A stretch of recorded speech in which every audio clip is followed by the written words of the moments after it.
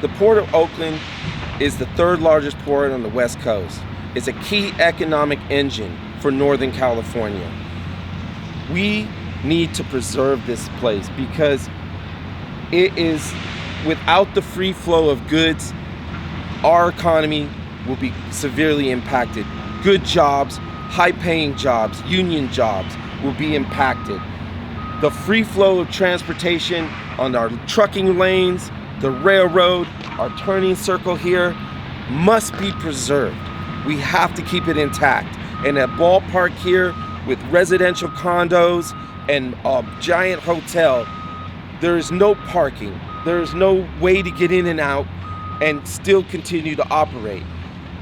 There are things called public nuisance laws. And as soon as there's residents here, this noise, pollution, and dust and smoke that comes from the port will become an issue for these new residents, and it's Pandora's box, or a genie let out the bottle. Once that genie's let out, there's no stopping it. We will not be able to continue to function in an efficient manner, and that will impact our business and take jobs out of Oakland and Northern California. In the last year, we've taken in 952 applicants. That's the longshore alone. Probably upwards of 750 are new hires in the Port of Oakland. That's just the longshoremen, but we're talking thousands of truckers. We're talking all the people here that work at Snitzer Steel, planners, and as I said, manufacturing, agribusiness is huge in the Northern California region. They need to have shipping to be able to export their commodities around the world. The future of Oakland, the economic engine of Northern California, the jewel of the Bay Area, is the Port of Oakland, supporting thousands and thousands of jobs that are good paying jobs. And what does it say when the Port of Oakland, instead of making the port more vibrant, what does it say when they say we're going to build a stadium in the port? What kind of message does that send to the rest of the world who is thinking about exporting their goods here? Sends a signal that we're not interested in doing business. The Toyota Group did a study of slow growth, moderate growth, and strong growth at the Port of Oakland over the next 40 years. Even under the slow growth scenario, we are out of space come 2050. Under the moderate or strong growth scenarios, we are running out of space on waterfront property for maritime purposes as soon as 2030. In just 10 years, we're going to be out of space on the waterfront under a very moderate or strong growth scenario. This is extremely concerning. I want to bring to your attention right now that there is a memo going throughout the industry advising vessel lines and terminal operators to get ready to start making plans to bypass Oakland if there's a stadium there. And we want you to do everything you can to protect this port. You have here is the turning basin. It's another key aspect of the working port. Behind me is the over 70% of the cargo that's moved through the port, and it relies on this turning basin for the ships to come in and out. This turning basin must stay viable for the future of the port. The larger ships that are going to come here need to have a upgraded turning basin. It needs to be kept constantly dredged and enlarged to allow for these ships to be able to come in.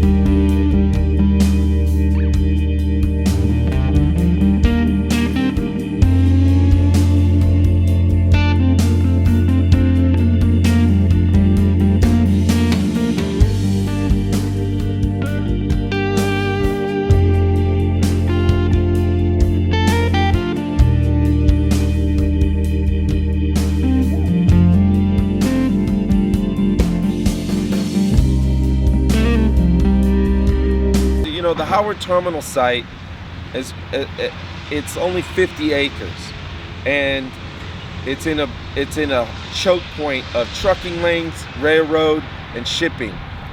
We need this area. It turns around 100,000 containers a year. This site versus the Coliseum, which has already had its environmental review, it has stadium on it already. It's ready to go tomorrow. You could build tomorrow. It's 3 times as large. You could have 3 times the housing, 3 times the hotel, and 3 times the stadium. It's next to all major transportation, like BART. It's less than a quarter mile away from the Coliseum. Here, the nearest BART station's a mile away. And there's no way for public to walk here currently with the current infrastructure. There, you're right next to the freeway, you're right next to the airport, you're right next to Amtrak. The roads were widened in the 60s just for game day traffic. It's the ideal location for a stadium and development for Oakland. Yet, this land grab by the Fisher family is designed to maximize the amount of land that they can get in Oakland. They want to build here, they want to build condos, it'll run the businesses out, and as the businesses leave, the land will be vacant. Well, hey, let's build some more development. If we let this happen, it's a domino effect. The dominoes will fall on the port. The port will be run out of here. Currently, there's no proposal that I've seen that shows any kind of overpasses, easements, or parking that would allow for Oakland A's game day traffic, residential traffic, and hotel visitors to get in and out of this area without impeding the port traffic. Our overweight trucking lanes run right adjacent to Howard Terminal. The railroad runs right adjacent to Howard Terminal. And if you can't have these key transportation routes in and out of the port, including our one overpass, the Adeline overpass down the street, if you can't have this, then you're not going to have optimal conditions for business. And this business is all about running at the highest rate possible, getting your goods in and out as fast as possible. That's what this business is about. If our productivity is hindered in any way, the shippers are going to look elsewhere to ship their goods in and out of here.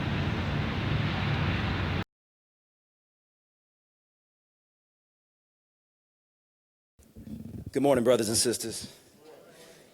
So good to be in the house of the Lord. My name is Brother Derek Muhammad, West Oakland resident and member of Local 10. By definition, gentrification is the process of neighborhood change that includes economic change in a historically disinvested neighborhood by means of developing real estate that conforms to the standards of more affluent people. New higher income residents moving in, as well as demographic change, not only in terms of income level, but also in terms of changes in the education level and racial makeup of the residents. So when more affluent people move in, the value of a thing, the price of a thing increases, making it more unaffordable for the people who are already there to remain.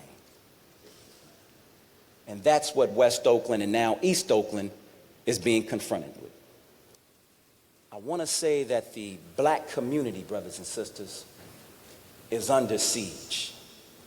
And we're under siege by forces that would like to drive us out.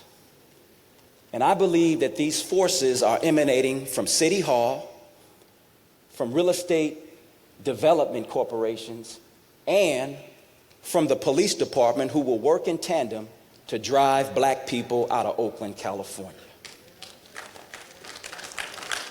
That's something we got to deal with. Now, this project that's being proposed for Howard Terminal represents the uprooting of the black community of West Oakland through that process called gentrification. Ask yourself, why are they building a light rail down East 14th Street? Did any of you ask for that? And what will happen to the businesses once that light rail is in? The same thing that happened to 7th Street when they built the post office and the BART down there, pushing out of the residents who are already there.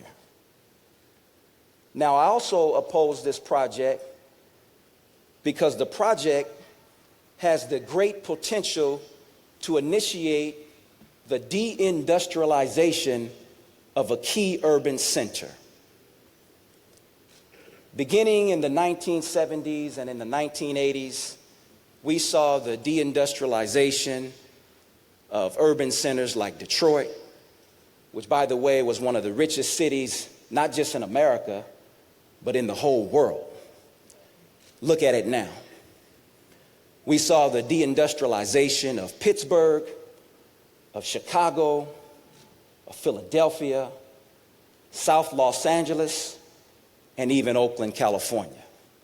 We saw the decimation of manufacturing, warehouse jobs, factory jobs, and subsequent to that, beginning in 1984, 1985, 1986, we saw the introduction of crack cocaine in these urban centers. And that produced an economy predicated on drugs, whereby the drug business became the primary means of employment, replacing an economy based on industry. We suffered from that. Black families were annihilated from that. And if you don't have a family, you don't have a community. And so we can't go back to that, brothers and sisters. And with the help of God, we ain't going back to that.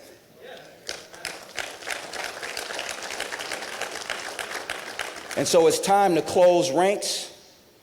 It's time to start pushing back, because our future depends on it.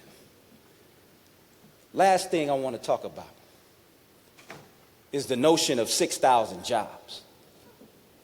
And I'm trying to understand, how does 81 to 82 home games produce 6,000 jobs? We want to protect our people from being duped into supporting a project, thinking that they'll get a benefit that doesn't actually exist, brothers and sisters. Now, there'll be construction jobs, we get that, which, by the way, are temporary jobs. And you can't get one of those temporary construction jobs unless you're already a member of the trade union that's working on that project. So that's a question. We get that there'll be service jobs, but to just throw out a number, 6,000 jobs, to make the marginalized, oppressed black community support your project is wrong. So, brothers and sisters, it's time to wake up, it's time to close ranks, and it's time to start pushing back. Thank you for listening.